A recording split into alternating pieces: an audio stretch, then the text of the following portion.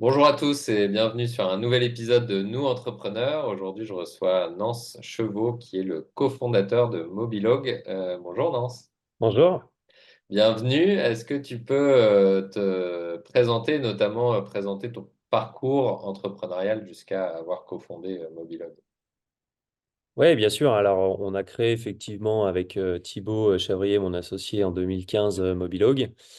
On a voulu créer une structure justement d'aménagement de domicile pour les seniors et les personnes à mobilité réduite, puisqu'on s'est aperçu en fait sur les bancs de l'école en 2014 que nos grands-parents étaient en perte d'autonomie, chacun de notre côté. Il n'y avait pas de solution qui existait pour permettre aux personnes de rester chez elles, j'allais dire, en toute sécurité, avec aussi des aménagements esthétiques. Créer l'hôpital à la maison, personne n'en veut. Donc, on n'a pas trouvé de structure qui faisait qui répondait à cette demande. Donc, en réalité, on s'est dit, on va le faire. On va créer ça. On s'est associés aussi tous les deux parce qu'on venait, j'allais dire, du même secteur, du sport de haut niveau.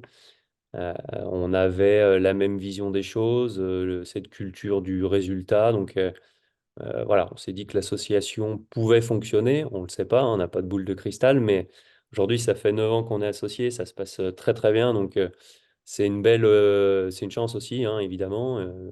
Donc voilà, on est parti d'un constat sur le terrain Ouais, pour répondre à une demande sur un concept qui a très très peu changé en termes de business model de 2015 à aujourd'hui. ok. Alors si je rembobine un peu, décortique, et donc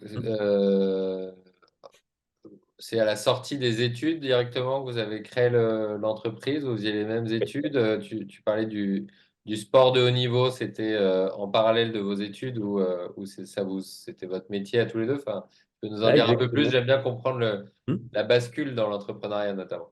Ouais, c'est un petit peu tout ça. En fait, on était en école de commerce en alternance dans des Ouais. grands groupes industriels sur des fonctions commerciales.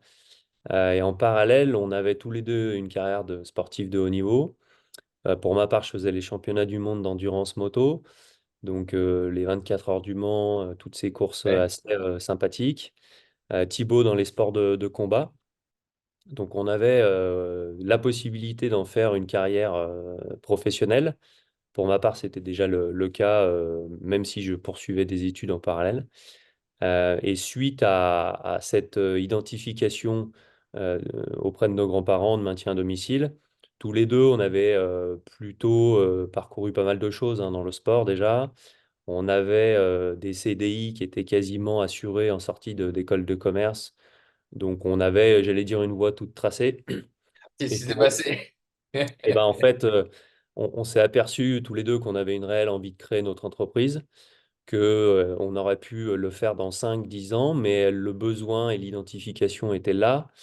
Je pense aussi évidemment que nos pères respectifs ont eu leur entreprise toute leur carrière, donc ça a forcément permis d'y aller un petit peu plus facilement dans le sens où on avait eu les codes et Ouais. l'exemple, tout simplement. Donc on s'est dit, bon, en fait, les planètes s'alignent. On a présenté en fin de Master 2 ce projet d'entreprise à un jury, voilà, et tous nous ont dit, le concept est vraiment génial.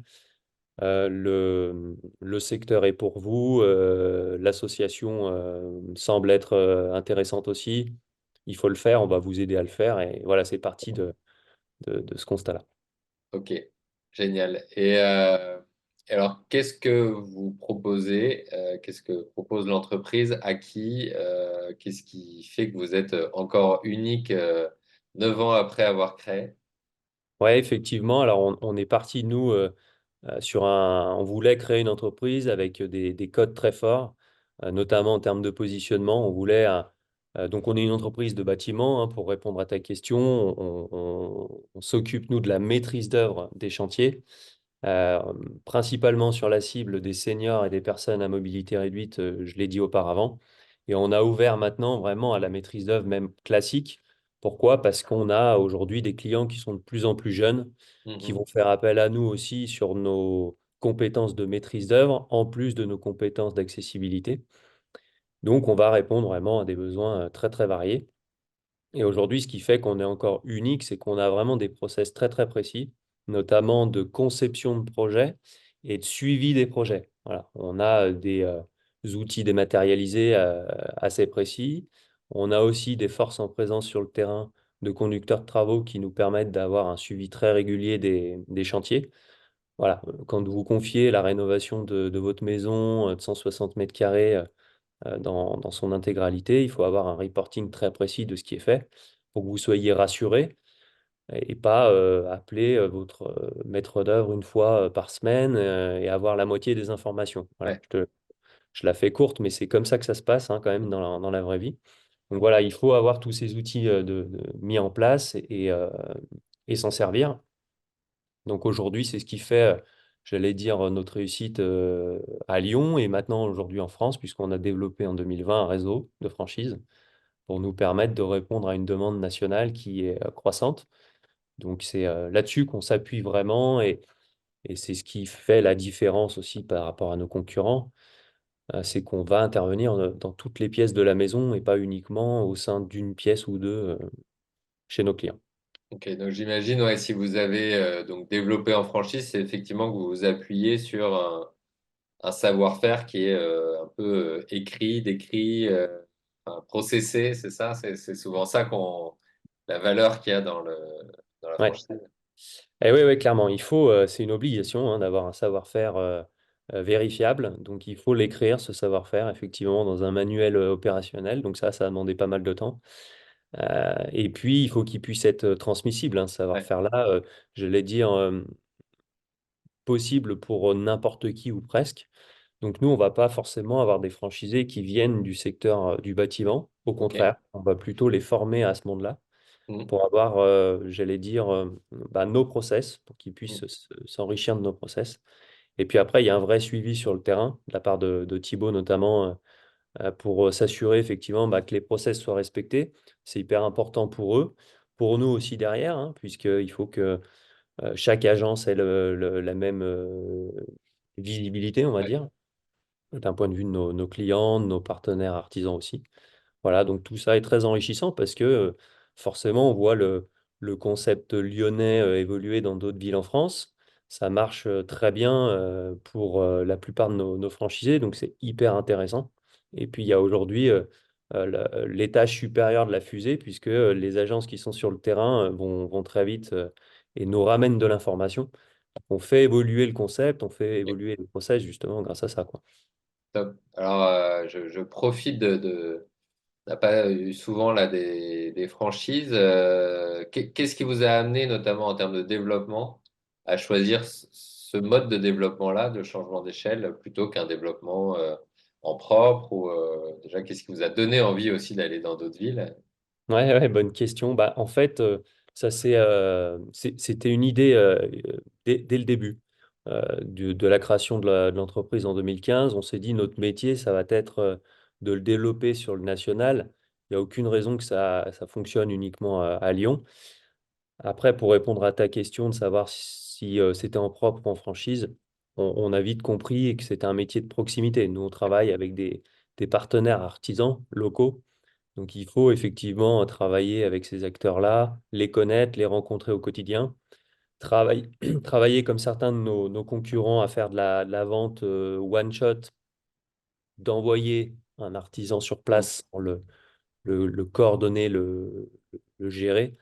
Ça ne fonctionnait pas. Pour nous, en termes de positionnement premium, on savait que ça ne pouvait pas fonctionner. Donc, on s'est dit, il faut développer des agences en propre. Chaque franchisé est dirigeant de son entreprise, hein, donc il a Mm. ses responsabilités. Donc, la gestion aussi de ses chantiers. Donc, bah voilà, c'était vraiment pour nous le meilleur modèle pour avoir aussi une satisfaction client excellente, ce qui est quand même un critère essentiel, notamment dans le monde du bâtiment, parce que c'est comme ça qu'on vient rassurer aussi nos clients, hein, c'est normal. Et bien nous en a fait, puisque en 2023, on a une note moyenne de 4,8 sur 5 sur l'ensemble de nos agences, ce qui est quand même très très bon pour une entreprise bâtiment. Donc voilà, c'est vraiment gage de confiance. Ouais. Alors, justement, sur la dynamique du secteur, comment est-ce qu'elle évolue, en tout cas pour vous, de votre angle, hein.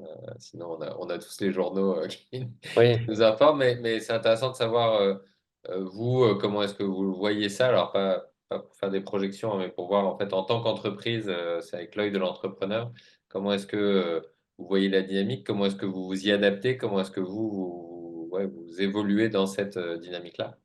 ouais. Ben, effectivement, alors le marché il est en pleine croissance. On l'avait identifié, nous, en 2015, quand on a créé la société. On avait bien vu qu'en 2030, un Français sur trois allait avoir plus de 60 ans. Donc on s'est dit, le changement, il va être tectonique, hein. En réalité, le maintien à domicile sera un vrai, vrai enjeu. Bon, là, on est en 2024, c'est déjà le cas en réalité. Donc, MaPrimeAdapt est une aide mise en place par le gouvernement depuis janvier, là, hein, tout début Mhm. janvier 2024.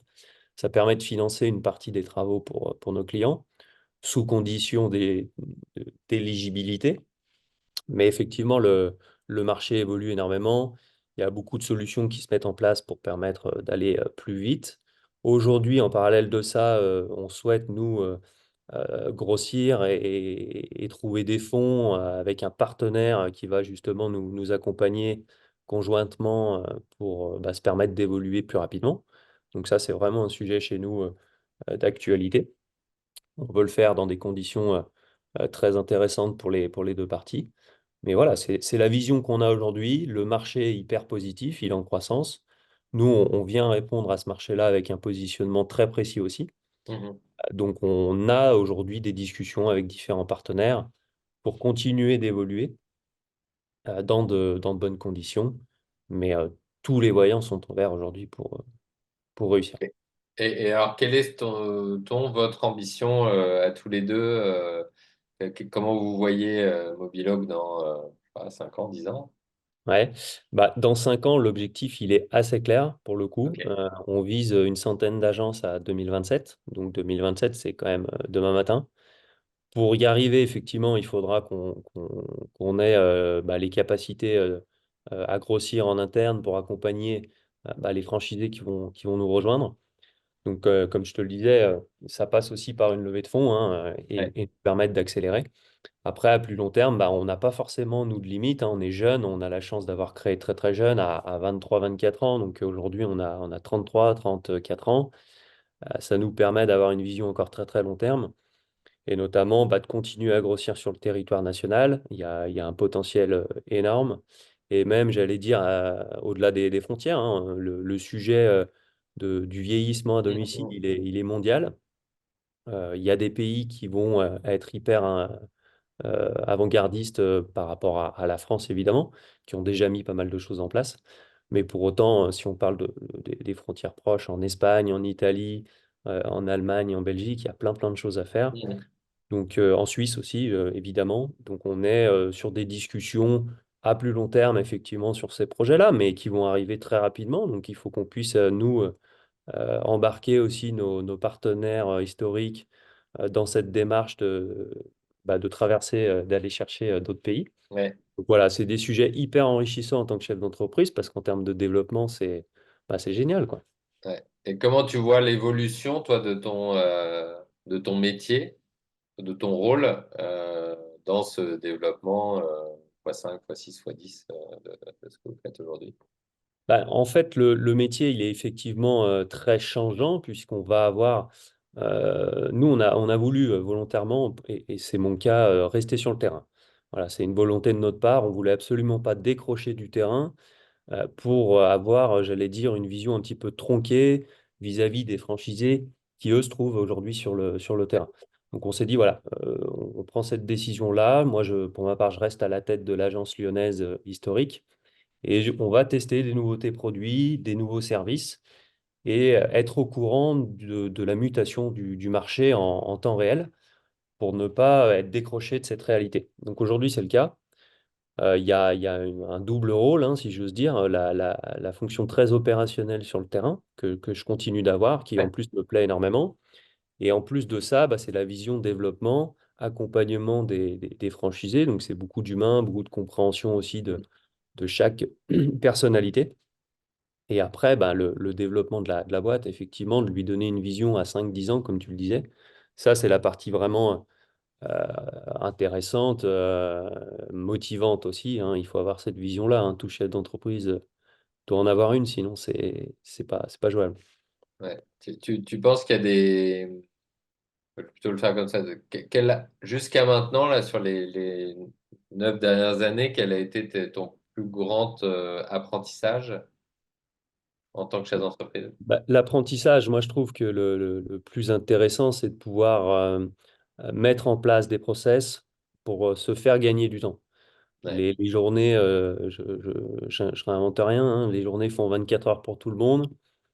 Au tout début, on faisait 200 000 euros de chiffre d'affaires en travaillant 12 heures par jour. Maintenant, on fait sur l'agence de Lyon 700 000 euros en travaillant 8 heures par jour. Et forcément, alors il y a l'expérience, mais il y a ouais. aussi tous les process qu'on met en place. Et c'est nous permettre aussi de nous dégager un petit peu plus de temps maintenant pour ben, voilà, avoir une vie perso, des amis, des activités comme tout le monde. C'est un peu le piège aussi, j'allais dire, de l'ancienne génération, hein, celle Mhm. de, pour le coup, de nos parents qui avaient cette vision très artisanale des fois, hein, pas tous évidemment, mais de l'entreprise et de se dire bah, il faut travailler énormément, il faut rester jour et nuit à l'entreprise pour que ça fonctionne. Bon, après, on travaille énormément quand même, ça n'empêche pas. Mais on peut se permettre de prendre des vacances, on peut se permettre d'avoir une vision plus long terme aussi, parce qu'on a un pipe de commandes qui est un petit peu plus costaud que certains artisans. Donc voilà, c'est toute cette vision-là qu'on a et qui nous permet d'être très enrichissante d'année en année, quoi. Ouais, c'est intéressant ce que tu dis là, parce qu'en fait, potentiellement des valeurs assez fortes comme la valeur travail ou la valeur d'exemplarité parfois ont pu ou peuvent encore, mais je pense que je te rejoins sur le côté générationnel, même si être plus jeune ne nous protège pas de tout ça, mais en tout cas a pu amener beaucoup de dirigeants à en faire toujours plus et à rester, arriver le plus tôt, finir le plus tard, etc. Et parfois à perdre la hauteur de vue sur le métier de dirigeant par le fait d'avoir trop la tête dans le guidon, quoi. Ouais, ouais, clairement, c'est tout à fait ça. Bah, pour le coup, ça va te parler évidemment, mais nous, dans le sport de haut niveau, on a toujours eu des coachs. Et le rôle justement du coach, c'était de nous donner cette vision, de nous raccrocher à cette vision régulièrement, et puis de nous dire aussi, bah, ça tu le fais bien, ça tu le fais pas bien, relève la tête du guidon, prends un petit peu de recul sur tout ça, et on avance step by step. Et ça, dans le monde de l'entreprise, on l'a vraiment nous gardé, on a continué à se faire accompagner à travers différents coachs ou consultants. Et c'est pour moi indispensable. L'opérationnel a évidemment beaucoup d'inconvénients, à savoir travailler fort et pas relever la tête du guidon. Ça a pour moi des effets dans beaucoup de sociétés dramatiques parce qu'en réalité, on ne voit pas le mur s'approcher. Donc d'avoir ce recul-là, c'est indispensable pour justement bah, viser plus loin, contourner le mur, l'anticiper, sauter par-dessus. Enfin, il y a plein de Ouais. solutions possibles, mais en tout cas, les murs, ils sont là, hein, dans l'entrepreneuriat, comme dans la vie, comme dans le sport. C'est surtout pas de se dire qu'il n'y en aura pas, mais c'est de savoir comment les contourner. Et quand on anticipe le mur, ça va beaucoup mieux quand même. On a le temps de freiner, d'accélérer. Enfin bref, on trouve des Ouais. solutions. Ouais. Trouver le temps de prendre du temps, c'est, je pense, une des difficultés de beaucoup de chefs d'entreprise. Après, le switch est de, voilà, d'essayer déjà de se mettre dans cette démarche-là. Et après, il y a pas mal d'outils qui existent, mais c'est vrai qu'on peut avoir l'impression que ah, je peux pas, j'ai pas le temps. Donc, Ouais, on a le temps pour faut se que je construire. continue à pousser ma charrette à roue carrée. J'aime bien cette image avec une charrette à roue carrée. Pas le temps de Exactement. mettre des roues, pas le temps de changer les roues pour des trucs plus efficaces, quoi. C'est Très vrai. bien. Est-ce qu'il y a un sujet qu'on n'a pas abordé et que tu voudrais partager avec nous? Non, pour le coup, on a bien balayé le sujet. Après, effectivement, ce qui est quand même très intéressant, je trouve, c'est l'évolution de notre métier à travers les outils qu'on peut mettre en place aujourd'hui. On le voit, on se fait gagner du temps. On a aussi un métier qui a muté avec nos partenaires artisans. Nous, on a un petit peu uberisé le fonctionnement qu'on a avec les artisans sur notre travail de maîtrise d'œuvre, puisqu'on vient leur faciliter la vie. On s'occupe de toute la commande des matériaux, la gestion des plannings sur place pour leur permettre de gagner beaucoup, beaucoup de temps. Donc voilà, ça, c'est hyper intéressant. Et puis, c'est aussi cette évolution avec le réseau de franchise pour nous, qui est une vraie étape, euh, qui nous permet d'aller voir plus loin. Pour autant, effectivement, surtout pas perdre les clés qui ont fait notre réussite sur le terrain. Donc, arriver à les mixer à travers aussi différentes personnalités au sein du réseau. Ça, c'est quelque chose aussi qu'on a vachement appris sur ces dernières années. Donc, voilà, plein de belles choses à venir. Mais en tout cas, les 9 années ont été hyper enrichissantes et on continue, quoi. Top. Eh ben, écoute, merci beaucoup, Nance, pour ton partage. Merci à Super toi. enrichissant, super inspirant. Donc, merci encore et à très bientôt sur un nouvel épisode de Nous Entrepreneurs. Avec plaisir. À bientôt.